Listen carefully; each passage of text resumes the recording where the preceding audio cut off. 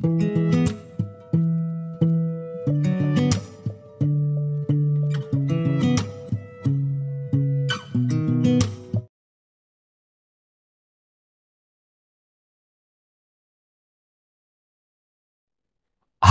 నమస్తే, welcome to Naresh maths classes. ఈ క్లాసులో మనం ఎస్జిటి మ్యాథ్స్కి సంబంధించి 6th అక్టోబర్ ఆఫ్టర్నూన్ సెషన్లో జరిగిన పేపర్ ఏదైతే ఉందో ఆ పేపర్లో మ్యాథ్స్కి సంబంధించిన ప్రశ్నలు, మన ఫ్రెండ్స్ పంపించిన ప్రశ్నలు ఏవైతే ఉన్నాయో వాటి గురించి మనం డిస్కస్ చేసుకుందాం. మీరు ప్రశ్నలు ఇంకొంచెం ముందుగా పంపించుంటే నేను కూడా అంతే స్పీడ్గా మీకు వీడియో పెట్టడానికి అవకాశం వస్తుంది. ఓకే, మీరు కానీ మీ ఫ్రెండ్స్ కానీ ఎవరైనా కనుక ఎగ్జామ్ రాస్తే, ఓకే, మీరు రాస్తుంటే కనుక మీరు కాల్ చేసే ప్రయత్నం చేయండి. ఎందుకంటే మీకు అందులో ఉండే అన్ని ప్రశ్నలు గుర్తు రాకపోవచ్చు, ఎగ్జామ్ రాసి వస్తాం కాబట్టి.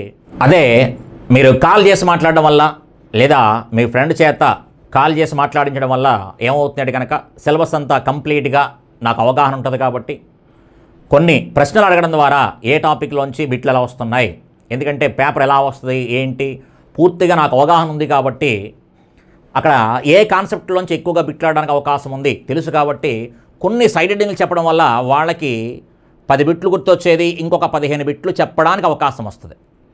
అందుకని సాధ్యమైనంత వరకు ప్రశ్నలు త్వరగా పంపించే ప్రయత్నం చేయండి. నేను కూడా మీకు అంతే త్వరగా వీడియో పెట్టే ప్రయత్నం చేస్తాను.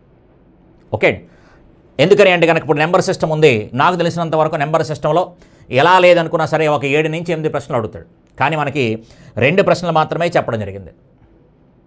ఏంటి ఆ 2 ప్రశ్నలు అంటే కనుక 2801 -2801 1567 మధ్య పూర్ణ సంఖ్యలు ఎన్ని, 2 అంకెల మధ్య పూర్ణ సంఖ్యలు ఎన్ని ఉన్నాయి అనే ప్రశ్న ఒకటి, అలాగే విస్తరణ రూపానికి సంబంధించిన మరొక ప్రశ్న. కాబట్టి ఈ 2 ప్రశ్నల గురించి మనం డిస్కస్ చేసుకుంటే కనుక ఏం చెప్పొచ్చు అంటే ఒక దాంట్లోంచి ఒకటి తీసేయండి. ఈ రెండింటికి మధ్య పూర్ణ సంఖ్యలు అనగానే 2801 అలాగే 1567 ఒక దాంట్లోంచి ఒకటి తీసేయండి. ఇలా ఒక దాంట్లోంచి ఒకటి తీసేస్తే కనుక ఎంత అవుతుంది అన్నాం అనుకోండి. 11లోంచి 7 తీసేస్తే 4, 9లోంచి 6 తీసేస్తే 3, అలాగే ఇంకా మనకి ఇక్కడ 7 ఉంటుంది. 7లోంచి 5 తీసేస్తే 2, 1. 1234 మేబీ ఆప్షన్లో కూడా ఉండొచ్చు. కానీ ఇక్కడ దృష్టిలో పెట్టుకోవాల్సిన పాయింట్ ఏంటంటే మధ్య అన్నాడు, మధ్య అని చెప్పాడు. ఇందులోంచి తీసేస్తున్నామంటే 1567 కౌంట్ చేయడం లేదు అని అర్థం. కాబట్టి దీన్ని కౌంట్ చేయకూడదు. వీడు ఈ రెండింటికి మధ్య అని చెప్పాడు కాబట్టి దీన్ని కూడా కౌంట్ చేయడానికి వీల్లేదు, దీనిని కూడా కౌంట్ చేయడానికి వీల్లేదు. అందుకని ఒకటి తీసేయాలి. తీసేస్తే 1233 పూర్ణ సంఖ్యలు ఉంటాయి. 1233 పూర్ణ సంఖ్యలు ఉంటాయని చెప్తాం. మధ్య అని చెప్పాడు కాబట్టి ఈ నెంబరు తీసుకోకూడదు, ఈ నెంబరు తీసుకోకూడదు. తీసేస్తున్నాము అంటే కనుక క్లియర్గా ఆ నెంబర్ తీసుకోవడం లేదనే అర్థం. మరి పైన మన 2801 కౌంట్ చేస్తున్నాము, అది కూడా కౌంట్ చేయకూడదు, అది కూడా కౌంట్ చేయకూడదు. ఎందుకంటే వాడు అడిగిన ప్రశ్న మధ్య అని చెప్పాడు. అందుకని జాగ్రత్తగా ఉండాలి. ఓకే అండి, కాబట్టి చివరి ఒకటి తీసేయాలి. అక్కడ కీ పాయింటే అది, ఒకటి తీసేయాలి. ఓకే అండి, నెక్స్ట్ ఆల్రెడీ ఆ మధ్య అన్నప్పుడు నుంచి అన్నప్పుడు చాలా క్లియర్గా ఎక్కువసేపు క్లాసులో కూడా మాట్లాడాను. ఓకే, ఇక్కడ జాగ్రత్త చూసుకున్న ప్రశ్న మనకి. అయితే ఇక్కడ ప్రశ్న ఎలా అడిగాడు, ఇంకా దీనికంటే మంచి ప్రశ్న ఏంటి అంటే కనుక 25, 26 అంటే వరుస సంఖ్యలు 25, 26 వర్గాల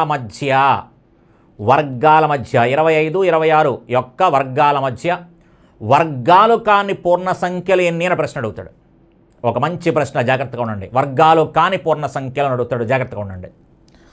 అలా ఇచ్చాడు. ఒకసారి విస్తరణ రూపం రాయమని చెప్పాడు. అయితే విస్తరణ రూపం రాయమని చెప్పాడు కాబట్టి ఇక్కడున్న ఆప్షన్లను బట్టి మనం విస్తరణ రూపం రాసుకుంటాం. ఆప్షన్లను బట్టి విస్తరణ రూపం రాసుకుంటాము. లాస్ట్ 3 చివరి 3 అంకెలు ఏవైతే ఉన్నాయో ఈ చివరి 3 అంకెల తర్వాత కామ పెడతాం. తర్వాత 2 సంఖ్యలు చెప్పని కామ పెడతాం.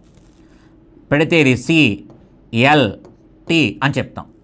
అంటే 1,80,80,000 ఇక్కడ నుంచి మనకు బాగా వచ్చు. 1,80,80,37. అయితే ఆప్షన్లో మనకి ఎలా ఇచ్చాడో తెలియదు కాబట్టి ఆప్షన్లు చెప్పలేదు, విస్తరణ రూపం అడిగారు కాబట్టి మేబీ 10 పవర్లో ఇచ్చాడా లేదా 1,00,00,000 అంటే కనుక 1 పక్కన 0 రాశాడా అనేది మాత్రం మనకి క్లియర్గా చెప్పలే. కాబట్టి 1 కోటి అనగానే 1 ఇంటూ 10⁻7 అని చెప్తాం. 1 కోటి అనగానే 10⁻7 ప్లస్ 80 లక్షలు అన్న కాబట్టి 80 లక్షలు 80 ఇంటూ 10 లక్ష అనగానే 5 అని చెప్తాం. లేదా 8 ఇంటూ 10⁻6 అంటే ఆప్షన్ బట్టి మనం సమాధానం ఇవ్వచ్చు అనుకోండి. అది ప్రస్తుతానికి మేబీ ఇలా ఇచ్చుండొచ్చేమో అని అనుకుంటున్నాను అంతే. లేదు జనరల్గా 10 పవర్ అని కాకుండా మనకి ప్లస్ తర్వాత అది కూడా రాద్దాం. 80,000 అన్నాం కాబట్టి ఇది 80,000 అనగానే 10 క్యూబ్ లేదా 8 ఇంటూ 10⁻4 8 ఇంటూ 10⁻4. నెక్స్ట్ ఇక్కడ హండ్రెడ్స్ లేవు 3 ఇంటూ 10 ప్లస్ 7 అని చెప్తాం.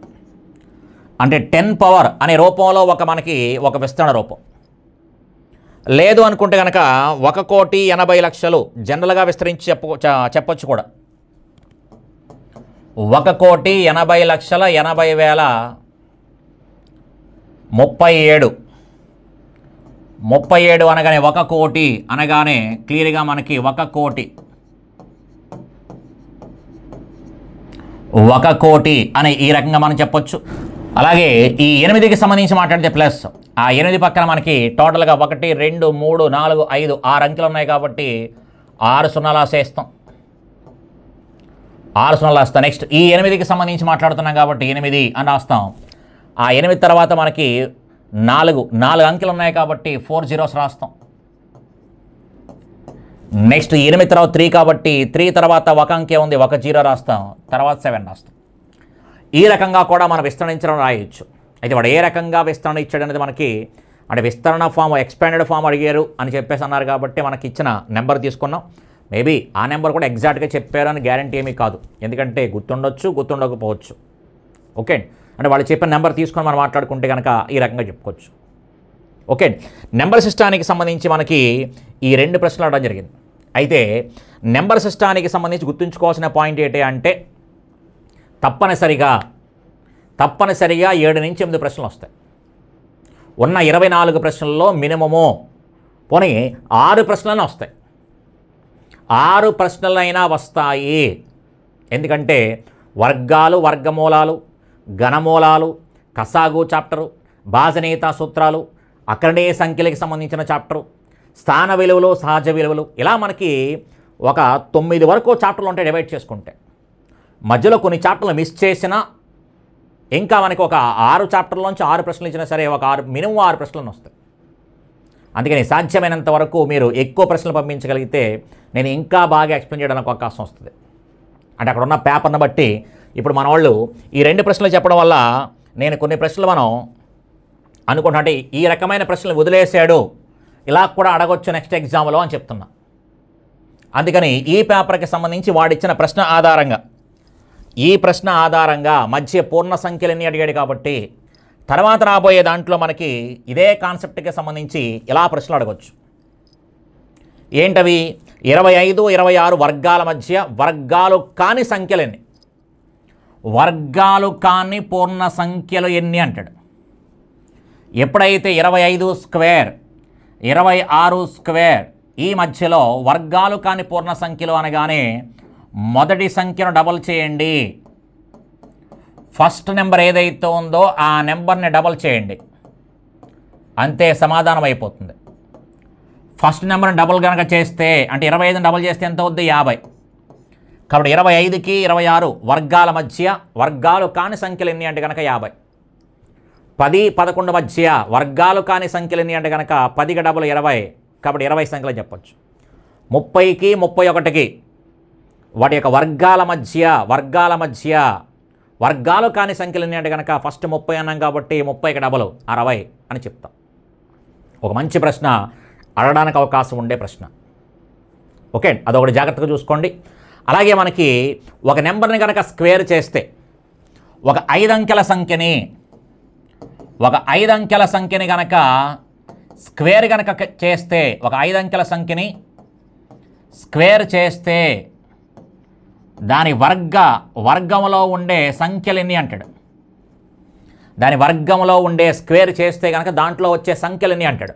అప్పుడు కూడా క్లియర్గా మనకి దానికి డబల్ 10 కానీ 1 తగ్గితే 9 గానే ఉంటాయి. 10 అంకెలు కానీ లేదా 9 అంకెలు కానీ ఉంటాయి. ఒక 5 అంకెల సంఖ్యని కనుక స్క్వేర్ చేస్తే ఆ స్క్వేర్లో వచ్చే అంకెల సంఖ్య ఎంత అంటే కనుక దానికి డబల్ 10 అవ్వచ్చు, లేదా 1 తగ్గించి 9 కావచ్చు అని చెప్పుకోవచ్చు అనమాట. ఓకే అండి. తర్వాత రాబోయే ప్రశ్నల్లో ఇలా వర్గాలు కాని సంఖ్యలు, అంకెల సంఖ్యలు, ఆ రీజియన్కి సంబంధించి ఇంకా మనకి ప్రశ్నలు ఉంటాయి కాబట్టి మీరు ఆ ఏరియాని టార్గెట్ చేసుకోండి. జాగ్రత్తగా మనకి మార్క్ రావడానికి అవకాశం వస్తుంది. అలాగే ఘనమూలము కనుక్కోండి అనే ప్రశ్న జాగ్రత్తగా చూసుకోండి. ఖచ్చితంగా ఏదో ఒక 2 పేపర్లో కనిపిస్తుంది ఘనమూలం కనుక్కోవడం. ఘనమూలం కనుక్కోవడం ఇలా మనకి ఘనమూలం కనుక్కోండి అంటాడు. ఇలా ఘనమూలం కనుక్కోండి అన్నప్పుడు నువ్వు హ్యాపీగా చేయాల్సిన పని ఏంటయ్యా అంటే కనుక చూడండి ఒకసారి ఘనమూలం కనుక్కునే విధానం. చివర కనుక మనకి 8 ఉంటే 2 అని సమాధానం వస్తుంది. చివర 2 ఉంటే కనుక 8 అనే సమాధానం వస్తుంది చివరి అంకె. అలాగే చివరి అంకె 7 ఉంటే కనుక 3 అని సమాధానం వస్తుంది. చివరి అంకె 3 అని కనుక ఉంటే 7 అని సమాధానం వస్తుంది. అంటే ఆన్సర్లో అనమాట. ఇక్కడ చివరి అంకె ఎప్పుడైతే 8 చూసామో ఖచ్చితంగా ఘనమూలంలో చివరి అంకె 2 వస్తుంది. అంతే, ఈ 3 అంకెలు తీసేయండి. 32కి దగ్గరగా వచ్చే క్యూబ్ ఏముంది? 32కి దగ్గరగా వచ్చే క్యూబ్ ఏముందంటే కనుక 3 క్యూబ్ 27, 4 క్యూబ్ 64 ఎక్కువైపోయింది. అందుకని 3 క్యూబ్ కాబట్టి 3 అని రాస్తాం. కాబట్టి దీని యొక్క ఘనమూలం ఎంత అంటే 32 అని చెప్పొచ్చు. ఒక మంచి లెక్క, జాగ్రత్తగా చూసుకోండి. ఖచ్చితంగా 2 పేపర్లో తారసపడే అవకాశాలు ఉంటాయి, చూసుకోండి ఒకసారి. అలా ఇది చూడండి ఒకసారి. ఎప్పుడైతే మనకి చివరి 7 చూసామో దాని యొక్క చివరి అంకె ఎంత అంటే కనుక 3 అని వస్తుంది. చివరి అంకె 3 అని వస్తుంది. ఖచ్చితంగా ఏం చేయమన్న తర్వాత మనం ఈ 3 అంకెలు తీసేయండి. చివర 8 ఉంటే కనుక 2 అని వస్తుంది. అదే చివరి అంకె కనుక ఇక్కడ 2 ఉంటే 8 అని వస్తుంది. ఇక్కడ 7 అని ఉంటే కనుక నెంబర్ 3 అని వస్తుంది. ఇక్కడ నెంబర్ 3 అని ఇక్కడ ఉంటే కనుక అక్కడ 7 అని వస్తుంది. అంతే, చివరి 3 అంకెలు తీసేయండి. 12కి దగ్గరగా వచ్చే క్యూబ్ 3 క్యూబ్ అంటే 27 ఎక్కువైపోయింది. 2 క్యూబ్ అంటే కనుక 8 సరిపోతుంది. అందుకని 2 క్యూబ్ సరిపోతుంది కాబట్టి 2 అని రాస్తాం. కాబట్టి దీనికి సమాధానం ఎంత అంటే 23 అని చెప్పుకోవచ్చు. అందుకని ఘనమూలము అనే లెక్కల మీద కాన్సన్ట్రేట్ చేయండి, ఖచ్చితంగా మనకి మార్క్ వస్తుంది. కొంచెం రాబోయే ఎగ్జామ్ వాళ్ళు దాని మీద దృష్టి పెట్టండి. ఘనమూలం కనుక్కోవడం మీద దృష్టి పెట్టండి, ఖచ్చితంగా మనకు మార్క్ వస్తాయి. చూసుకోండి ఒకసారి.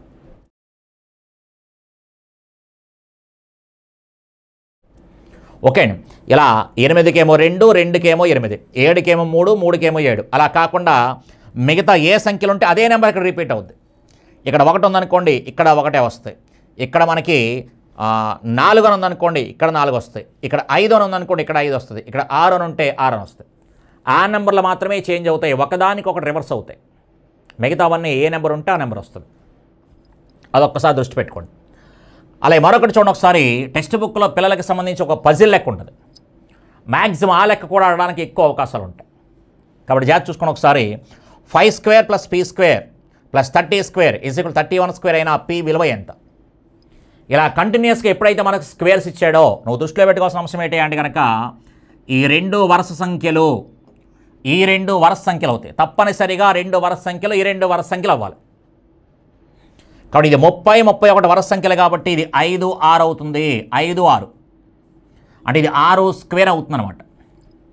ఇది 30, 31 వరుస సంఖ్యలు, ఇది 5, 6, ఇది కూడా వరుస సంఖ్యలు అవ్వాలి. వరుస సంఖ్యలు అవ్వాలి. ఆ వరుస సంఖ్యలు 5 6 ఎంత? 30 సరిపోద్ది. 5 6 30, ఇది కూడా సరిపోతుంది. అందుకని p విలువ ఎంత అంటే కనుక క్లియర్గా మనకి 6 అని చెప్పచ్చు. ఓకే అండి. 4² + 5² + x² = 21² అని ఇచ్చాడు. ఈ x విలువ ఎంత అనగానే ఈ 4, 5 వరుస సంఖ్యలు, మరి 2 వరుస సంఖ్యలు అవ్వాలి కాబట్టి ఈ ప్లేస్లో మనకి ఏముండాలి? 20 ఉండాలి. ఎందుకంటే 20, 21 వరుస సంఖ్యలు. ఓకే అండి. కొంచెం అంటే ఎక్కువ బిట్లు చెప్పాలనే ఉద్దేశంతో కొంచెం స్పీడ్గా మాట్లాడుతున్నాను. రెగ్యులర్ క్లాస్లో చాలా స్లోగా, నెమ్మదిగా, మ్యాక్సిమం మీకు పాయింట్కి దూసుకెళ్ళిపోవాలనే ఉద్దేశంతో మాట్లాడుతూ వెళ్ళాను. అది కొంచెం ఎక్కువ బిట్లు కవర్ చేయాలనే ఉద్దేశంతో కొంచెం స్పీడ్ పెంచుతున్నాను, చూడండి ఒకసారి. ఓకే. కాబట్టి ఈ రకంగా మనకి అడగడానికి అవకాశం ఉండే లెక్కలు తప్పనిసరిగా ఈ ఏరియా రాబోయే ఎగ్జామ్స్లో మంచి అవకాశం ఉన్నటువంటి బిట్స్ కాబట్టి జాగ్రత్తగా చూసుకోండి. అయితే మన వాళ్ళు 2 బిట్లే పంపించారు. ఇంకా ఎక్కువ బిట్లు పంపిస్తే మనం ఇంకా ఎక్కువ మాట్లాడుకోవడానికి అవకాశం వస్తుంది. అలాగే అంకగణితానికి సంబంధించి మాట్లాడుకుంటే మొత్తం మీద మనకి ఒక 3 ప్రశ్నలు పంపించారు. ఆ 3 ప్రశ్నలు కూడా లాభ నష్టాల మీద క్వశ్చను అని చెప్పారు అంతే. ఇది ఒక ప్రశ్న కొంచెం డీటెయిల్గా మాట్లాడారు. 10 జెల్ పెన్ల కాస్ట్ 150 రూపాయలు, 8 బాల్ పెన్ల కాస్ట్ 56 రూపాయలు. అయినా జెల్ పెన్కి బాల్ పెన్కి నిష్పత్తి ఎంత అడిగాడు. ఈ నిష్పత్తి లెక్క ఒకటి చాలా మంచి లెక్కలండి. ఎందుకంటే నిష్పత్తికి సంబంధించి శాతము అనేది కూడా చాలా ఇంపార్టెంట్. 2 వేరు రాశులను పోలుస్తూ మనకి బిట్లు అడుగుతూ ఉంటాడు. జాగ్రత్తగా ఉండండి. ఎవర్ గ్రీన్ ఇంక ఇదొకటి మనకి రిపీటెడ్ ఏరియా. నిష్పత్తి అనేది రిపీటెడ్ ఏరియా. మ్యాక్సిమం అన్ని పేపర్లోనూ తారసపడుతూ ఉంటుంది. కొంచెం జాగ్రత్తగా చూసుకోండి. ఓకే అండి. 5 లీటర్లు 300 మిల్లీ లీటర్లు నిష్పత్తి ఎంత అని అడగచ్చు. ఓకే అండి. ఒకరోజు 4 గంటలు ఈ రెండింటికి నిష్పత్తి ఎంత అని అడగచ్చు. ఇలా మనకి ఏ రకంగా అయినా నిష్పత్తి కనుక్కోవడానికి సంబంధించి మంచి లెక్కలు ఉంటాయి. జాగ్రత్తగా చూసుకోండి. అలాగే నిష్పత్తిని శాతంలోకి కన్వర్ట్ చేయడం మీద దృష్టి పెట్టండి. ఎక్కువగా నిష్పత్తుల్ని శాతాల్లో కన్వర్ట్ చేసే లెక్కల మీద దృష్టి పెట్టండి. ఓకే. ఇక ఈ లెక్కలోకి వస్తే కనుక 10 జెల్ పెన్ల కాస్ట్ 150 అనగానే ఒక పెన్ కాస్ట్ ఎంత అవుద్ది? 15 రూపాయలు అవుతుంది. ఇక్కడ ఒక జెల్ పెన్ కాస్ట్ 15 రూపాయలు. 8 బాల్ పెన్ల 56 అంటే 8 ఏళ్ళు 56, 8 ఏళ్ళు 56 కాబట్టి ఒక బాల్ పెన్ను 7. కాబట్టి నిష్పత్తి ఎంత అంటే 15:7 అని చెప్పచ్చు. 15:7 అని చెప్పచ్చు. కొంచెం ఆ ఏరియాల మీద ఫోకస్ పెట్టండి. జాగ్రత్తగా మనకు మంచి మార్కులు వస్తాయి. బండగా చెప్పాలి అంటే కనుక ఈ అంకగణితానికి సంబంధించి నెక్స్ట్ రాబోయే పేపర్లు చెప్పిన 6th, 7th, 8thలో మనకు ఉంటాయి కాబట్టి కొంచెం ఓపిక తెచ్చుకొని రాయబోయే ఎగ్జామ్ ఎవరైతే ఉన్నారో వాళ్ళు గట్టిగా వస్తే కనుక మనకి పరిమాణాలను పోల్చడము, రాసులను పోల్చడము, నిష్పత్తి అనుపాతం అని 3 హెడ్డింగ్లు ఉంటాయి. చూడండి ఒకసారి. 6th, 7th, 8th మీకు వచ్చే ఆ 4 బిట్లు అయితే 4, 5 బిట్లు అయితే 5, ఎన్ని బిట్లు ఇస్తే అన్ని బిట్లు అందులోంచి వస్తాయి. అందుకని కొంచెం మీరు ఓపిక పడితే కనుక గట్టిగా ఈడ్చుకొడితే బుక్లో ఉండే అన్ని లెక్కలు కూడా మీరు దగ్గరగా కూర్చుకున్నా సరే మ్యాక్సిమం వస్తే కనుక ఒక 40 నుంచి 50 లెక్కలు వస్తాయి. అంతకంటే ఎక్కువ రావు. ఆ 4-5 బిట్లు దాంట్లోంచి వస్తాయి. లేదు మీకు ఆల్రెడీ ఇంపార్టెంట్ ఏరియాస్ చెప్పాను ఆల్రెడీ. మీకు ఈ స్టాటిస్టిక్స్ కావచ్చు, రేఖాగణితం కావచ్చు, క్షేత్రగణితం కావచ్చు, ఈ అంకగణితానికి సంబంధించి కావచ్చు, నెంబర్ సిస్టమ్ కావచ్చు, వీటన్నిటికీ సంబంధించి ఇంపార్టెంట్ ఏరియాస్ అని చెప్పేసి మీకు పేపర్స్ ఇవ్వడం జరిగింది. కాబట్టి అవి ఒక్కసారి అందులో లెక్కలన్నీ కూడా బాగా ప్రాక్టీస్ చేసేయండి. మ్యాక్సిమం అవే ప్రశ్నలు అవే మోడల్స్ వస్తాయి. గంటాపదంగా చెప్తున్నాను, ఖచ్చితంగా వస్తాయి. ఓకే. 2 పేపర్లో జరిగాయి కాబట్టి ఇప్పటి వరకు మ్యాక్సిమం మనవాళ్ళు కూడా ఎక్స్పెక్ట్ చేసిన విషయం కూడా అదే. అయితే ఇంకా జరగాల్సిన పేపర్లు ఇంకా ఉన్నాయి. అయినప్పటికీ అవి వస్తాయి. నేను ఎక్కడో బయట నుంచి చాలా టెక్స్ట్ బుక్ లిమిటెడ్ అండి. ఆ టెక్స్ట్ బుక్లో ఉండే బిట్లే మనకు వస్తాయి. అందుకే టెక్స్ట్ బుక్లో ఉండే బిట్లనే నా అనుభవం దృష్ట్యా ఇంకా మంచి బిట్లు తీసి ఎగ్జామ్లు ఎక్కువ ఆడడానికి అవకాశం ఉంది. నేను ఎగ్జామినర్ని అయితే అని తయారు చేసినటువంటి పేపర్లు. నాకు ఎగ్జామ్ పేపర్ ఇస్తే నేను ఎలాంటి పేపర్లు తయారు చేస్తాను అన్న ఉద్దేశంతో తీసినటువంటి బిట్లు అవి. మంచి బిట్లు అన్నీ. అందుకని ఖచ్చితంగా టెక్స్ట్ బుక్నే వాడు ఫాలో అవుతూ ఉంటాడు. కాబట్టి ఎగ్జామినరు టెక్స్ట్ బుక్లో ఉండే బిట్లే తీశాను. కొత్తగా బయట నుంచి తేలా నేనేమీ సృష్టించి తేలేదు. ఓన్లీ టెక్స్ట్ బుక్లో ఉన్నవే. అందుకని ఒక్కసారి ఇంపార్టెంట్ మోడల్స్ తప్పనిసరిగా చేయాల్సిన లెక్కలని చెప్పాను. ఒకసారి చేసుకో. పెన్ను పేపర్ తీసుకో. వీడియోస్ మీద ఫోకస్ పెడుతూ వీడియోస్ చూస్తూ చేయొద్దు. అందులో ఉన్న లెక్కల ముందు బాగా చేసే. ఏదైనా లెక్క రాకపోతే అడిగే ప్రయత్నం చేయి. ఓకే. కాబట్టి ఇలా నిష్పత్తి అనుపాతానికి సంబంధించి ఒకసారి చెక్ చేసుకోండి. ఒకసారి అందులో నిష్పత్తికి సంబంధించి బాగా చూసుకోండి. నిష్పత్తిని శాతాల్లో కన్వర్ట్ చేసేవి, ఇలా నిష్పత్తి చేసేవి అనేది ఒక్కసారి మళ్ళీ చూసుకోండి ఒకసారి. ఓకే. ఇలా పేపర్ ఎక్స్ప్లెయిన్ చేస్తున్నప్పుడల్లా మనకి కొన్ని ఎక్స్ట్రా బిట్లు చెప్తూ ఉంటాం. కానీ ఆల్రెడీ ఎగ్జామ్ రాసేసి ఉంటావు నువ్వు. అందుకని ముందుగానే చూసుకోవాలి. అలాగే ఒక మంచి ప్రశ్న నాకు పంపించిన ప్రశ్నలో ఒక మంచి ప్రశ్న చెప్పచ్చు. ఒక కాన్సెప్ట్ ఓరియంటేషన్ ప్రశ్న. 1/x 1/y విలోమానుపాతంలో ఉంటే XYలు డాష్ అనుపాతంలో ఉంటాయా విలోమానుపాతంలో ఉంటాయా? ఇది ఒక ప్రశ్న. ఒక మంచి ప్రశ్న చెప్పచ్చు. ఎప్పుడైతే మనకు 1/x 1/y విలోమానుపాతము అనగానే మనకి ఇన్వర్స్లీ ప్రపోర్షనల్ టు అర్థం. అంటే 1/x ఇన్వర్స్లీ ప్రపోర్షనల్ టు అంటే 1/, అని అర్థం. 1/y అని అర్థం. ఇన్వర్స్లీ ప్రపోర్షనల్ టు అని అర్థం. అప్పుడు వన్ బై వై అంటే వై ఏమవుతుంది, పైకి వెళ్ళిపోతుంది. అంటే 1/x is proportional to Y అని వచ్చింది. ఇది కూడా దేనికి సంబంధించింది అంటే కనుక విలోమానుపాతానికి సంబంధించిందే. క్లియర్గా క్లాసులో అక్కడ మనకి చెప్పుకున్నాం చూడండి ఒకసారి. అనులోమానుపాతం అయితే X is proportional to Y అని వస్తుంది. విలోమానుపాతం అయితే X is proportional to 1/y అని వస్తుంది. ఇది అనులోమానుపాతము, ఇది విలోమానుపాతానికి సంబంధించి క్లియర్గా క్లాస్లో మాట్లాడాం. మంచి ఒక కాన్సెప్ట్ ఓరియంటేషన్ బిట్ అని చెప్పచ్చు. ఓకే, అంతకు మించి చేయలేదు, ఇక లెక్క ఏం చేయమంటలేదు వాడు.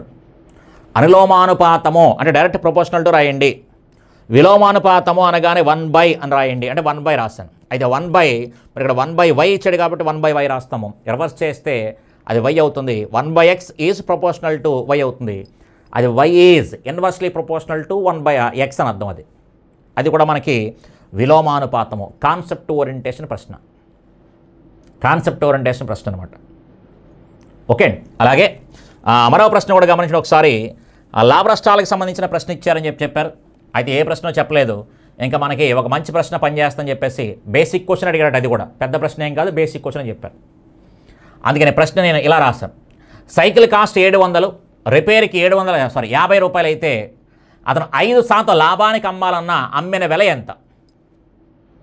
క్లియర్గా వాడు మొత్తం మీద కొన్న ఖరీదు ఎంత అన్నాం అనుకోండి. ఇది 700 కొన్న ఖరీదు, రిపేర్ కోసం పెట్టిన పెట్టుబడి 50.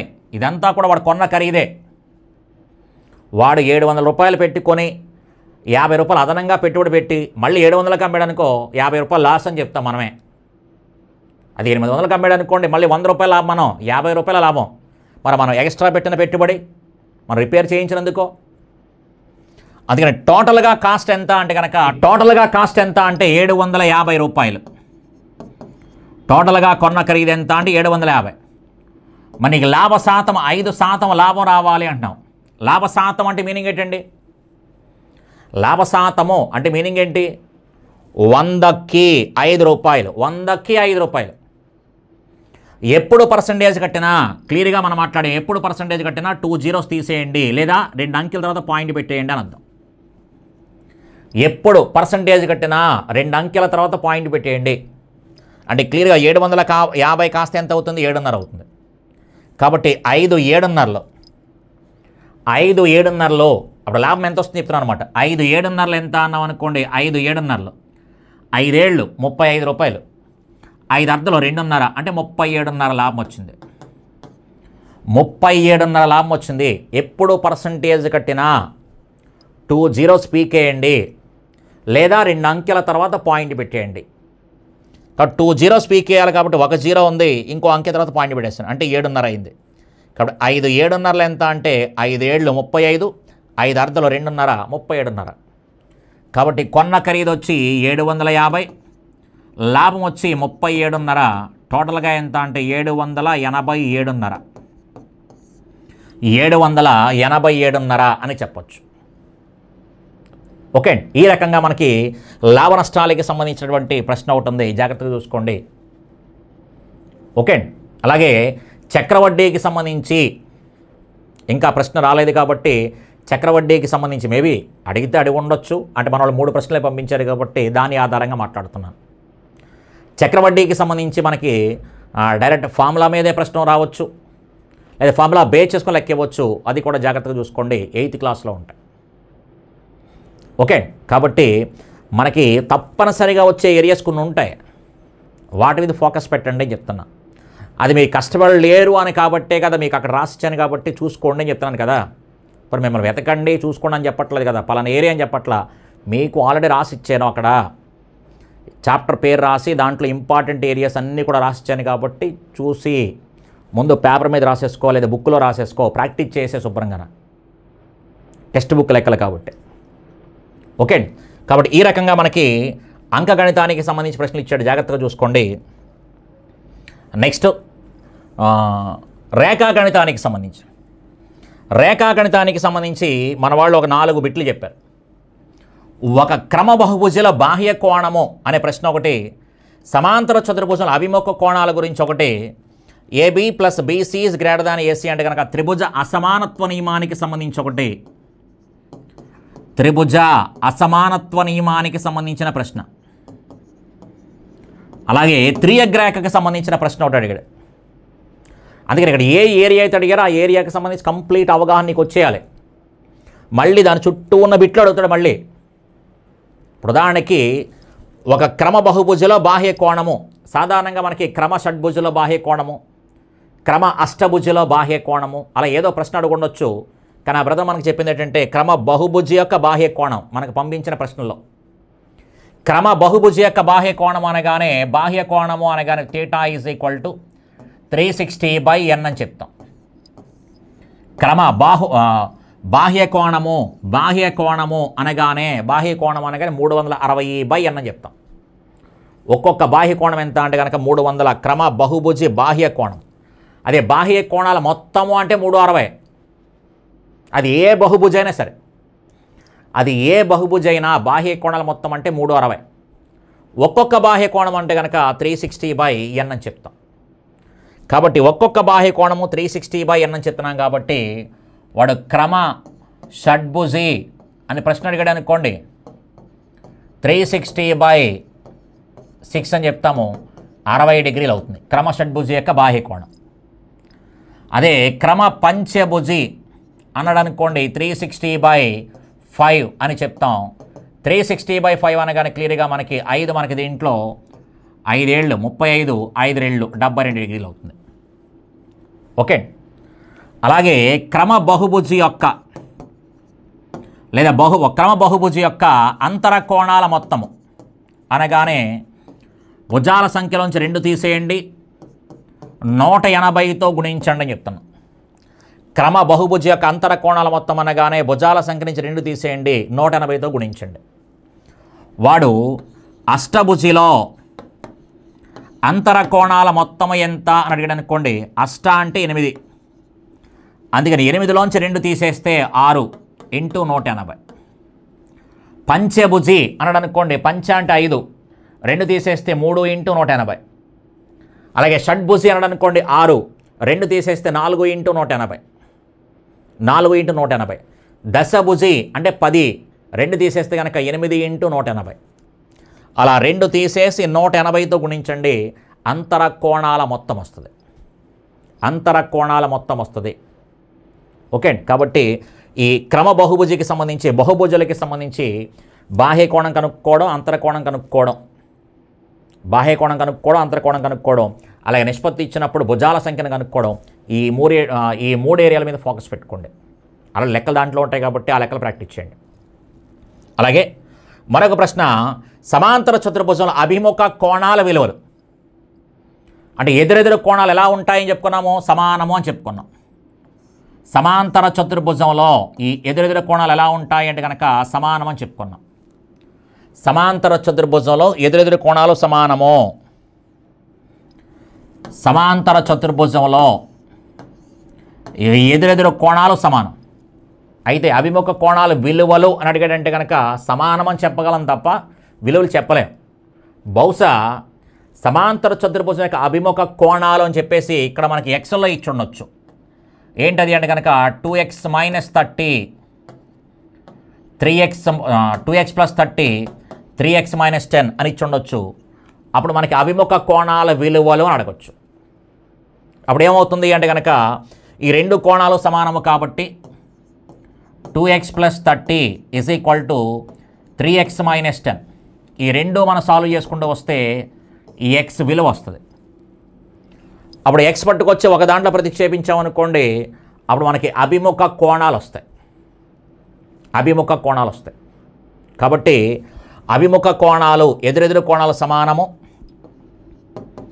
ఎదురెదురు కోణాలు సమానము. అదే ఆసన్న కోణాల మొత్తం అయితే కనుక 180 డిగ్రీలు. ఆసన్న కోణాల మొత్తం అయితే 180 డిగ్రీలు. జాగ్రత్తగా ఉండండి, బిట్టి ఇక్కడ డిజైన్ చేస్తాడు. సమాంతర చతుర్భుజానికి సంబంధించిన వైశాల్యం, సమాంతర చతుర్భుజానికి సంబంధించిన చుట్టుకొలత, అలాగే ఎదురెదురు కోణాలు సమానం, ఆసన్న కోణాలు, ఈ 2 కోణాలు కలిపితే 180 అనే పదాల మీద లెక్కలు ఇస్తాడు. జాగ్రత్తగా ఉండండి. అలాగే పూరక కోణాలు, సంపూరక కోణాలు, జాగ్రత్తగా ఉండండి. జాగ్రత్తగా ఉండండి అంటే మీనింగ్ ఏంటి? చేసుకోండి అని చెప్పడం లెక్కలు. ఓకే అండి. కాబట్టి ఈ రకంగా సమాంతర చతుర్భుజానికి సంబంధించి. నెక్స్ట్ త్రిభుజ అసమానత్వ నియమం. త్రిభుజంలో ఏ రెండు భుజాల మొత్తమైనా మూడవ భుజం కంటే ఎక్కువ, త్రిభుజంలో ఏ రెండు భుజాల భేదమైనా మూడవ భుజం కంటే తక్కువ.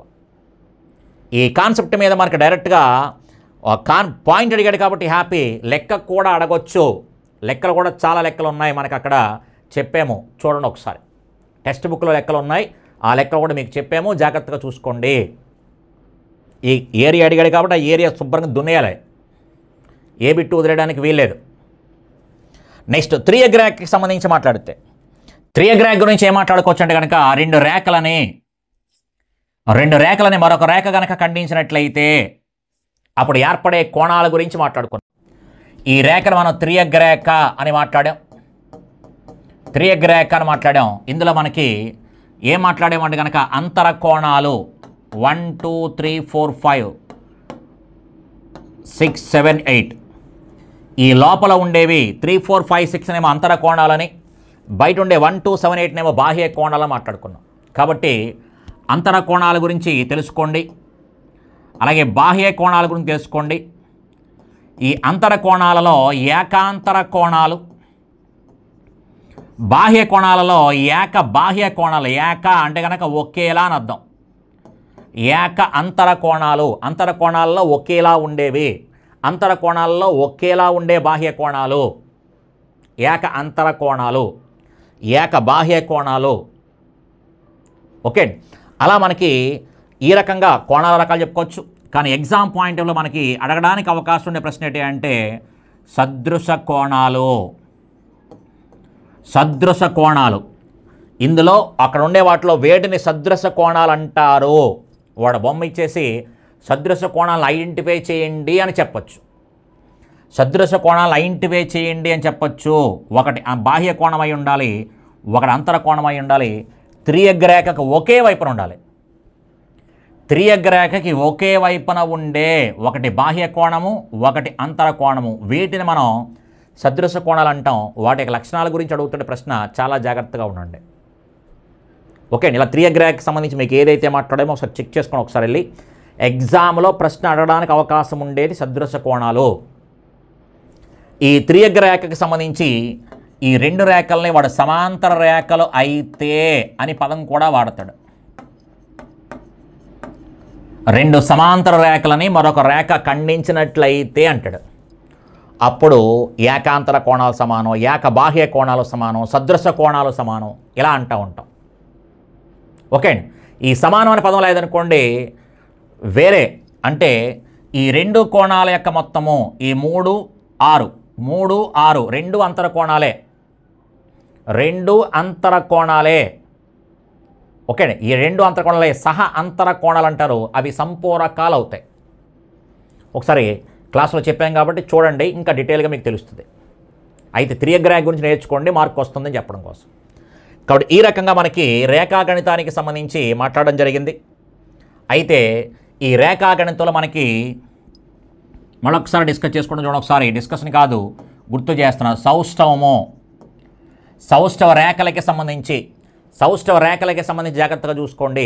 ఆకారాలకి సంబంధించి, అక్షరాలకి సంబంధించి, అలాగే భ్రమణ సౌష్ఠవ పరిమాణము, భ్రమణ సౌష్ఠవ కోణము, అవి చూసుకోండి ఒకసారి.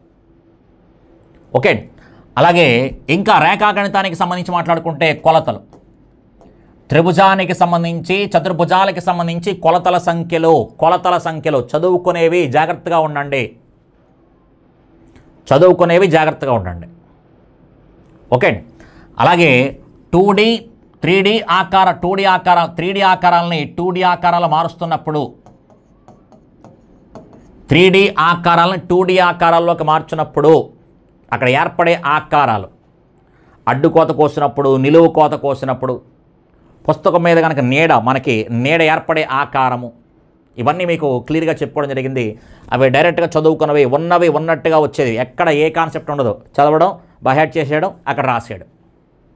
అందుకని మనకి జాగ్రత్తగా చూసుకున్నది ఒకటే. అలాగే టాన్ గ్రామ్కి సంబంధించి, అలాగే ఆయిలర్స్ ఏదైతే ఉందో మనకి ఆ ఆయిలర్కి సంబంధించి కూడా క్లియర్గా మనకి చదువుకుండేదే. కొంచెం జాగ్రత్తగా ఉండండి. ఆల్రెడీ ఇచ్చేసాడు ఆయిలర్, మళ్ళీ ఇస్తాడు. అవి చదువుకునేవి డైరెక్ట్గా చదువుకునేవి కాబట్టి జాగ్రత్తగా ఉండండి. ఓకే, ఈ రకంగా మనకి రేఖాగణితం కొంచెం పాయింట్లు వాడిచ్చిన బిట్లు ఇవి, నువ్వు దృష్టిలో పెట్టుకోవాల్సిన అంశాలు ఇవి. ఒక్కసారి రేపు కానీ ఎల్లుండి కానీ ఇంకా భవిష్యత్తులో ఎగ్జామ్కి వెళ్ళబోయే వాళ్ళు ఈ అంశాలు కనీసం చూసుకొని వెళ్ళండి. ఓకే, అలాగే క్షేత్రగణితానికి సంబంధించి మనకి మనవాళ్ళు 3 ప్రశ్నలు చెప్పారు. దీర్ఘగణానికి సంబంధించినటువంటి ఘనపరిమాణం ప్రశ్న అడిగారని చెప్పారు. దీర్ఘచతురస్రానికి సంబంధించిన వైశాల్యము, దీర్ఘచతురస్రానికి సంబంధించిన వైశాల్యం అంటే కనుక పొడవు ఇంటి వెడల్పని. ఇక్కడ ఘనపరిమాణము అనగానే LBH అని.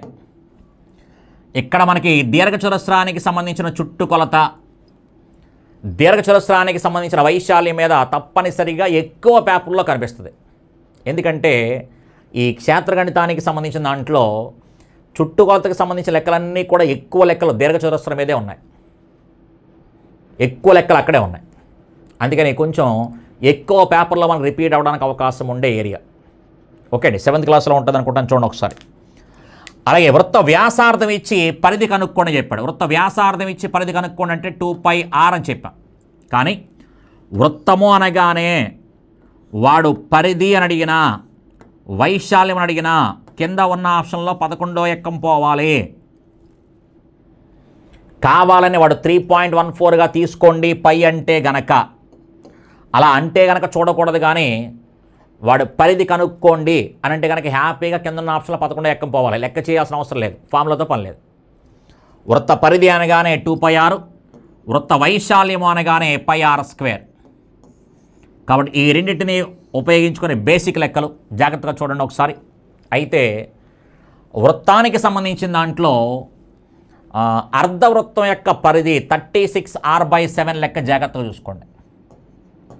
అర్ధవృత్త పరిధి కనుక్కోండి అని చెప్పేసి 36r/7 అనే పాయింట్ని బేస్ చేసుకొని లెక్క ఉంటుంది.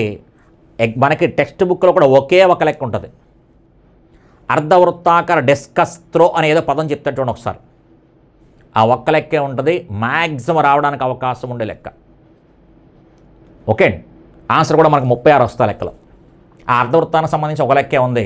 అయితే ఆ లెక్కే ఒక లెక్కే వస్తాడు, ఒక పేపర్లో వస్తాను కాదు, దాన్ని బేస్ చేసుకొని వేరే పేపర్లో కూడా అడగొచ్చు కదా, వేరే పేపర్లో నెంబర్ మార్చి వచ్చాడు. ఓకే, కాబట్టి దీని మీద మన వాళ్ళు లెక్కలు చెప్పలేదు కానీ ఇలా అడిగారని చెప్పారు. అయితే మనం కావాలని వాళ్ళు చెప్పిన దాన్ని బట్టి ఒక ప్రశ్న ఇలా చేస్తే బాగుంటుందనే ఉద్దేశంతో రాసుకున్నాం. మనం టెక్స్ట్ బుక్ లెక్కలే తీసుకున్నాం. పొడవు వచ్చి 20, వెడల్పు వచ్చి 15, ఎత్తు 10 సెంటీమీటర్లైన దీర్ఘగణం యొక్క ఘనపరిమాణం. దీర్ఘగణం యొక్క ఘనపరిమాణము అనగానే LBH గుణించేయండి. అంటే 20 × 15 × 10 అని అర్థం. లేదా ప్రక్కతల వైశాల్యం అడుగుతాడు, ప్రక్కతల వైశాల్యము అంటాడు. ప్రక్కతల వైశాల్యం అనగానే చుట్టుకొలత ఇంటూ ఎత్తు అని అర్థం. PH చుట్టుకొలత ఇంటూ ఎత్తు అంటే 2 times of L + B అంటే 20 + 15 అంటే 35 ఇంటూ ఎత్తు 10. లేదా సంపూర్ణతల వైశాల్యం అడగొచ్చు. సంపూర్ణతల వైశాల్యము 2 times of LB BH HL.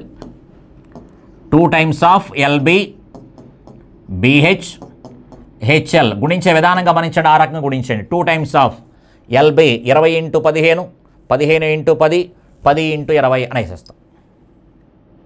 ఇది మనకి దీర్ఘగణానికి సంబంధించినటువంటి ఘనపరిమాణం.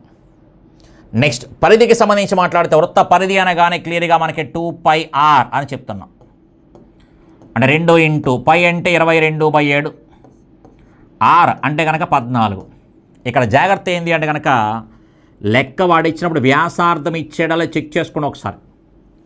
ఒక్కొక్కసారి వాడు వ్యాసము అంటాడు, 14 సెంటీమీటర్ల వ్యాసము కలిగిన అంటాడు. జాగ్రత్తగా ఉండండి. మన ఫ్లోలో అప్పుడు వ్యాసము అన్నప్పుడు ఇక్కడ 14 రాసేస్తూ ఉంటాం. వ్యాసము అన్నప్పుడు ముందు వ్యాసార్థము, అర్ధవ్యాసము అంటే 7 అని రాసుకోవాలి. ఇక్కడ వ్యాసార్థం అని ఉంది కాబట్టి డైరెక్ట్గా రాస్తావు కాబట్టి హ్యాపీ. కానీ వాడు వ్యాసము అన్నప్పుడు జాగ్రత్తగా ఉండండి. వ్యాసము అన్నప్పుడు జాగ్రత్తగా ఉండండి. అంటే అప్పుడు సగం రాసుకోవాలి. తప్పు చేస్తూ ఉంటాం. అలాంటి మిస్టేకుల వల్ల మనకు తెలిసిన బిట్లు పోతూ ఉంటాయి. దీన్ని మనం సాల్వ్ చేస్తే సమాధానం వస్తుంది 7 14లో 2 సార్లు పోద్ది. క్లియర్గా సమాధానం ఎంత అంటే 88 అని చెప్పుకోవచ్చు. 2 × 2 × 2 8, 8 11 48. అలాగే దీర్ఘచతురస్రానికి సంబంధించి పొడవు వెడల్పు, దీర్ఘచతురస్రం యొక్క వైశాల్యం. దీర్ఘచతురస్రానికి సంబంధించి పొడవు వెడల్పు ఇచ్చి వైశాల్యం అడిగితే కనుక ఏం చెప్పొచ్చు? LB అని మాట్లాడుకున్నాం. అంటే 12 × 4 48 అని చెప్పేస్తాం, వేరే విషయం. కానీ ఇక్కడ 2 లెక్కలు ఇచ్చాను చూడండి ఒకసారి. రేఖాగణితంలో ఉంటాయి ఈ 2 లెక్కలు. మనకి మ్యాక్సిమం పేపర్లో మనకి తారసపడడానికి అవకాశం ఉండే లెక్కలు. జాగ్రత్తగా చూడండి, చాలామంది తప్పు చేస్తారు కూడా. ఇలా ఒక దీర్ఘచతురస్రం యొక్క పొడవు 40, కర్ణము 41, కర్ణము 41, పొడవు వచ్చి దీర్ఘచతురస్రం యొక్క పొడవు వచ్చి 40. అయితే దీర్ఘచతురస్రం యొక్క వైశాల్యము ఎంత అని ప్రశ్న అడుగుతాడు. జాగ్రత్తగా ఉండండి. అంటే ఇక్కడ పైథాగరస్ త్రికాలకి సంబంధించి ఈ వాల్యూ కనుక్కొని లెక్క చేయాలి. ఎందుకంటే పొడవు ఇంటూ వెడల్పు కాబట్టి పొడవు వచ్చి 40, వెడల్పు తెలియదు, కనుక్కొని చేయాలి. అంటే ఇక్కడ పైథాగరస్ త్రికాలు ఉపయోగించి లెక్క చేయాలి. చాలా ఇంపార్టెంట్ ఏరియా ఇది, జాగ్రత్తగా చూసుకోండి. ఇక్కడ కూడా అంతే. రాంబస్ యొక్క కర్ణాలు ఇచ్చి రాంబస్ వైశాల్యము కాకుండా రాంబస్ చుట్టుకొలత అడుగుతాడు. రాంబస్ యొక్క చుట్టుకొలత అంటే 4 ఇంటూ భుజము, కానీ ఎక్కడా భుజము కొలత కనిపించదు, కర్ణాలు కనిపిస్తాయి. అందుకని తప్పనిసరిగా ఈ భుజము కొలత తెలుసుకున్న తర్వాత మాత్రమే లెక్క చేయగలుగుతాం. అది చెయ్యాలి అంటే కనుక ఈ కర్ణము ఏదైతే 30 అని ఉందో 2 సమాన భాగాలుగా విడిపోతాయి. ఇది 2 సమాన భాగాలుగా విడిపోతాయి. అంటే ఇది 16 కాస్త 8 గాను డివైడ్ అవుతుంది. ఈ 30 కాస్త 2 సమాన భాగాలు 15గా డివైడ్ అవుతుంది. అప్పుడు మనకి ఇది లంబ కోణ త్రిభుజం అవుతుంది. పైథాగరస్ త్రికాలు వాడుకోవచ్చు. 8, 15, 17 అవుతుంది. అప్పుడు ఇది 17 అవుతుంది. చుట్టుకొలత ఎంత అంటే 4 17 ఎంత అంటే 68 అని చెప్పొచ్చు. ఈ రెండింటి మీద కొంచెం ఫోకస్ పెట్టండి, లెక్క చేసుకునే ప్రయత్నం చేయండి. రాంబస్ యొక్క చుట్టుకొలత, అలాగే ఇక్కడ మనకి దీర్ఘచతురస్రం యొక్క వైశాల్యం అడుగుతాడు, వెడల్పు కనుక్కొని లెక్క చేయాలి. జాగ్రత్తగా చూసుకోండి ఒకసారి. టెక్స్ట్ బుక్లో మనకి రేఖాగణితంలో ఈ 2 లెక్కల మీద కొంచెం ఫోకస్ పెడుతూ ఉంటుంది, చూసుకోండి ఒకసారి. మళ్ళీ ఇవే లెక్కలు వర్గాలు, వర్గమూలాల టాపిక్లో మళ్ళీ సేమ్ లెక్కలు ఇచ్చాడు. అందుకని వాడు ఎక్కడ పేజీ కంటపడినా తప్పనిసరిగా ఇవ్వడానికి అవకాశం ఉండి 2 లెక్కలను. అందుకని జాగ్రత్తగా చూసుకోండి. ఓకే. అలాగే అర్ధవృత్తం యొక్క చుట్టుకొలత మీద ఇస్తాడని చెప్పాం. 36r/7. కొంచెం జాగ్రత్తగా ఉండండి, చేసే ప్రయత్నం చేయండి వాటి మీద. అలాగే బీజగణితానికి సంబంధించి మన వాళ్ళు ఒక లెక్కే పంపించారు. బీజగణితానికి సంబంధించి ఒక లెక్కే పంపించారు. ఒకసారి మీకు already EOP exam orientation programme అని చెప్పేసి మీకు క్లాసులు చేయడం జరిగింది. ఒకసారి ఆ 4 వీడియోలు వాచ్ చేయండి. 100% బీజగణితులు 4 బిట్లు ఇస్తే 4 బిట్లు చేయగలుగుతారు, 3 బిట్లు ఇస్తే 3 బిట్లు చేయగలుగుతారు. మ్యాక్సిమం 4 బిట్లు వస్తాయి, అంతకంటే ఎక్కువ రాకపోవచ్చు. ఓకే. కాబట్టి ఎటువంటి ఇబ్బంది లేకుండా వాడి కూడిక, తీసివేత, గుణకారం, కరణాంక విభజన, భాగహారం ఏ లెక్కిచ్చినా ఆప్షన్ చూసి సమాధానం చెప్పేయచ్చు. ఒకసారి వీడియోస్ వాచ్ చేయండి. ఓకే అండి. ఇక ఘాతాలు, ఘాతాంక న్యాయాలు అనే దానికి సింపుల్గా క్లాస్ చెప్పే విధానం చెప్పాను. అక్కడ మాత్రమే పెన్ను వాడతాం, అయినా సింపుల్గానే మాట్లాడాం. ఓకే అండి. దానికి సంబంధించి ఇక్కడ లెక్కించారు చూడండి ఒకసారి. ఇక్కడ బేస్లు చూడండి ఒకసారి. ఇది 2/10, ఇదేమో 3/5. ఈ 25ని మనం 5 స్క్వేర్ అని రాసుకోవచ్చు కదా. ఆల్రెడీ నెత్తి మీద మనకి స్క్వేర్ అని ఉంది, అందుకని 2 రెళ్ళు ఎంత అంటే 4 కాబట్టి 5/4 అని చెప్తాం. నెక్స్ట్ ఈ 3 అనేదాన్ని మనం 3 స్క్వేర్ అని రాసుకోవచ్చు కదా.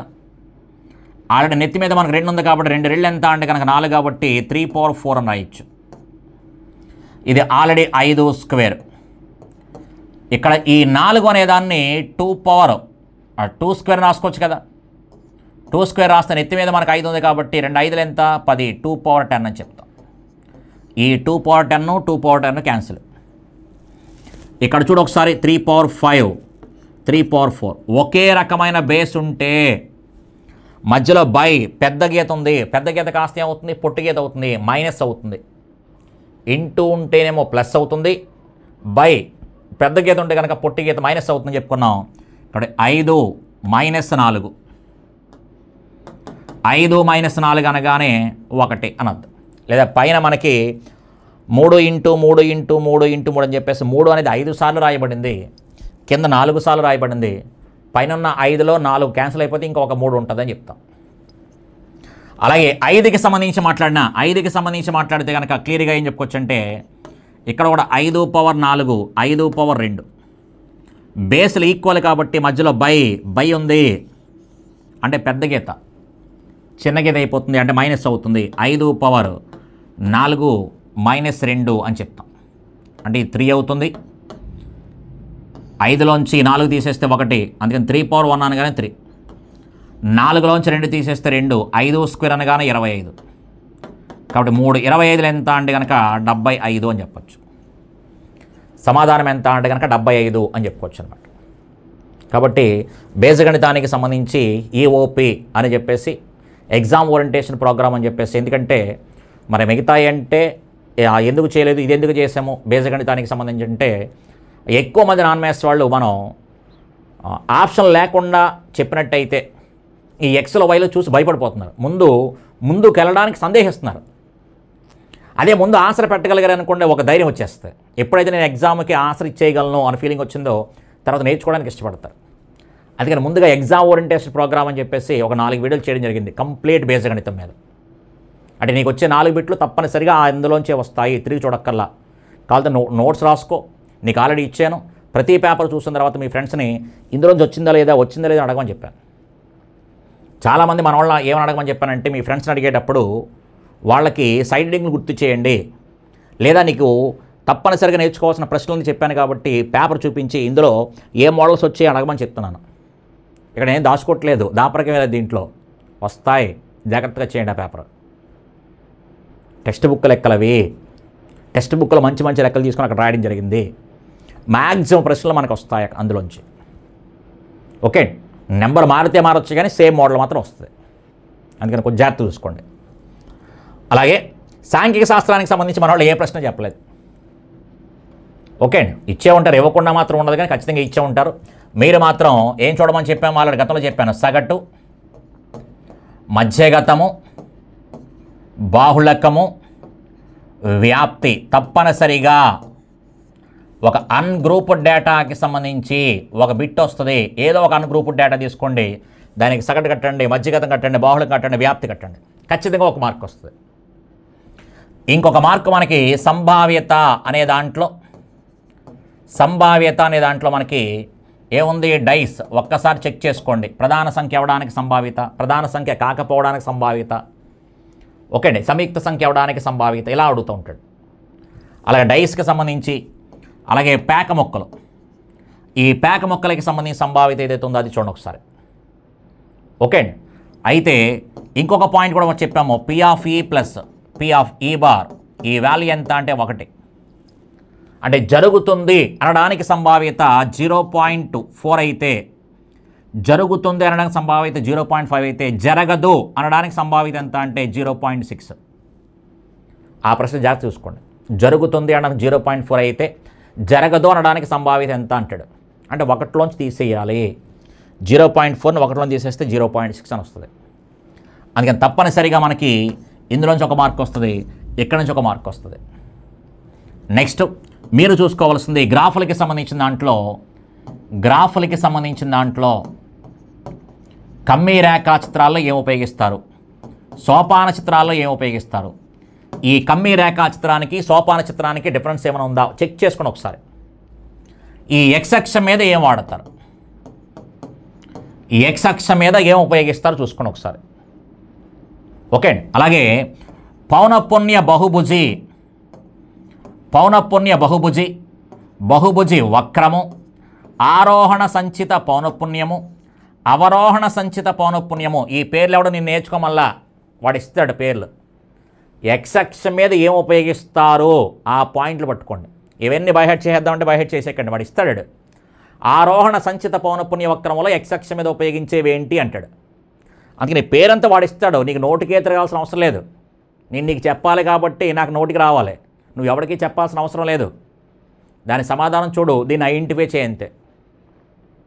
కాబట్టి ఎక్స్ అక్షం మీద ఏం ఉపయోగిస్తారు, ఎక్స్ అక్షం మీద ఏం ఉపయోగిస్తారని చెప్పేసి వీటికి సంబంధించి ఒక 4 కమ్మీ రేఖా చిత్రము, సోపాన చిత్రము, వీటికి సంబంధించి ఒక్క 4 బిట్లు లైన్గా రాసేసుకోండి. ఓకే, ఆరోహణ సంచిత పౌనఃపున్య వక్రము ఎక్స్ అక్షం మీద తరగతి యొక్క ఎగువ హద్దులో ఉపయోగిస్తారు. అంతే, ఎగువ హద్దులు. ఈ లైన్ వాక్యం రాసుకుంటాం అంతే. ఈ లైన్ రాస్తావు, తరగతి ఎగువ హద్దులు. అవరోహణ సంచిత పౌనఃపున్య వక్రము ఎక్స్ అక్షం మీద ఏం తీసుకుంటారు, తరగతి దిగువ హద్దులు తీసుకుంటారు. ఓకే, అలా మనకి చిన్న పాయింట్ తీసుకుంటాం అంతే. నెక్స్ట్ కమ్మీ రేఖా చిత్రంలోనూ సోపాన చిత్రంలో కూడా మనకి ఏముంటాయంటే దీర్ఘచతురస్రాలు ఉంటాయి. అలాగే వృత్త రేఖా చిత్రంలో ఏముంటాయంటే కనుక త్రిజ్యాంతరాలు ఉంటాయి. జస్ట్ ఆ పదం రాసుకుంటాం అంతే. ఆ వృత్త రేఖా చిత్రంలో కోణం కనుక్కునే విధానం మీద లెక్క అడగవచ్చు. అందుకని అక్కడ మనకి 1 బిట్ రావచ్చు, 2 బిట్లు రావచ్చు. ఇక్కడ 1 బిట్ తప్పనిసరి, ఇక్కడ 1 బిట్ తప్పనిసరి, అక్కడ 1 బిట్ తప్పనిసరి. 3 బిట్లు అలా ఫిక్స్ అయిపోతాయి. ఒక్కొక్కసారి ఇందులో 2 బిట్లు రావచ్చు, లేదా అక్కడ 2 బిట్లు రావచ్చు. ఓకే, కాబట్టి ఇక్కడ ఏవైతే సైడ్లు పెట్టామో వాటికి సంబంధించి లెక్కలన్నీ ఆ పేపర్లో ఉంటాయి, జాగ్రత్తగా చూడండి. అలాగే అట్ ది సేమ్ టైము ఏవైతే సైడింగ్స్ పెట్టామో నీ దగ్గర ఏ నోట్స్ అయితే ఉందో ఆ నోట్స్లో ఆ లెక్కలు చూసుకోండి అంతే. నువ్వు అంత ఆవేశపడిపోయేది ఏముండదు. మార్కులు పొందడం చాలా ఈజీ అబ్బా. ఓకే, నేను పేపర్ ఎగ్జామ్ వచ్చిన తర్వాత పెట్టలా, ఎగ్జామ్ కంటే ముందే చాలా రోజులు ఆ ముందే, అంటే నాన్ మ్యాథ్స్ వాళ్ళ అభ్యర్థులు మన వాళ్ళు ఎవరు భయపడకూడదనే ఉద్దేశంతో మ్యాక్సిమం నీకు లెక్కలు వచ్చు, నువ్వు చేయగలవనే ఉద్దేశంతో రాసి అక్కడ పెట్టినవి అక్కడ టైప్ చేయించి అనుకోండి. ఓకే, కాబట్టి జాగ్రత్తగా ఉపయోగించుకోండి. మీరు కానీ మీ ఫ్రెండ్స్ కానీ ఎవరైనా కనుక పేపర్ ఎగ్జామ్ రాసిన తర్వాత వీలైతే కాల్ చేసి ఈ ప్రశ్నలు ఇచ్చారండి అని చెప్పండి, లేదా పేపర్ మీద రాసి పెట్టండి. లేదా నాకు కాల్ చేస్తే నేను సైడింగ్లు చెప్తాను కాబట్టి ఓకే అండి సాంఘిక శాస్త్రము అని చెప్పేసి సైడింగ్లు చెప్పేస్తాను. నీకు అప్పుడు ఇచ్చాడా లేదా అనేది నీకు ఒక స్ట్రైక్ అయిపోతూ ఉంటుంది. అందుకని సాధ్యమైనంత వరకు ఫోన్ చేసినా ప్రాబ్లం లేదు, పేపర్ మీద రాసి పంపించినా పర్లేదు. మీరు ఎంత త్వరగా నాకు పంపిస్తే నేను అంత త్వరగా వీడియో మీకు పోస్ట్ చేయడానికి అవకాశం వస్తుంది. మన ఫ్రెండ్స్కి హెల్ప్ చేసిన వాళ్ళు అవుతాం మనం. ఓకే అండి, ఇక్కడ మనం చెప్పుకున్నాం కదా అని చెప్పేసి రేపు రాబోయే పేపర్లే మారిపోవు. ఆల్రెడీ డిజైన్ చేసి తయారు చేసి ఉంచేసిన పేపర్లు అవి. వాడు ఏ ఏరియా అయితే కన్స్ట్రక్ట్ చేశాడో మళ్ళీ ఆ ఏరియాలోంచే వస్తాయి, ఆ ఏరియాలోంచి వస్తాయి. బిట్టు సేమ్ బిట్ రాదు, కానీ సేమ్ ఏరియా వస్తుంది. సైకాలజీ చూడండి ఒకసారి, గతంలో మానసిక వయసు మీద ఇచ్చాడు, ఇప్పుడు కూడా మానసిక వయసు మీద ఇచ్చాడు. బిట్లు రిపీట్ అవుతాయి, బిట్లు రిపీట్ అవుతాయి. Okay, all the best.